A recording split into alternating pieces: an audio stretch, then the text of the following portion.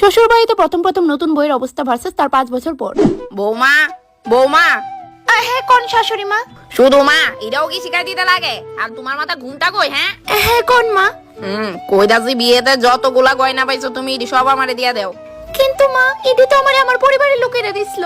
এখন ইডোই তোমার পরিবার, ঠিক আছে? তুমি বাচ্চা মানুষ, এতগুলা গয়না সামাল দিতে পারতা না? আমারে দিয়া দাও। ঠিক আছে মা, আমি নিয়ে আইতাছি। মা এটা আমার মা বাবা দিছিল, প্লিজ এটার একটু সামলায় রাখেন।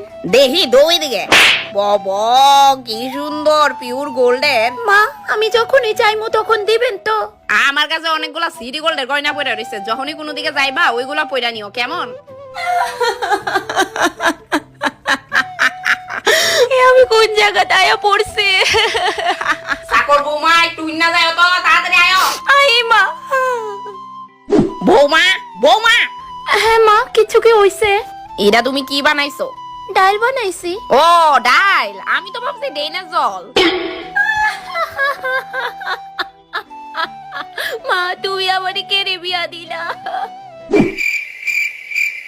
মা আমি আমার সব কাজ সেরে লইছি, রাত 11টা বাজে আর আমার প্রচন্ড ঘুম আইতাছে, তো আপনার কি কিছু লাগবো? হ্যাঁ বৌমা এদিকে আয়, আমার পাটা একটু টিপ্পা দাও তো। কিন্তু মা ওইখানে মুভ রাখা আছে, কোমরটাও একটু মালিশ করে দিও।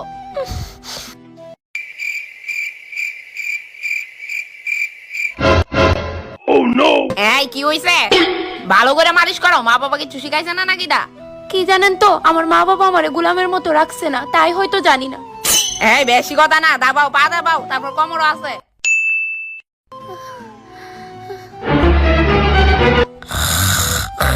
এই সুযোগ বাইরনে।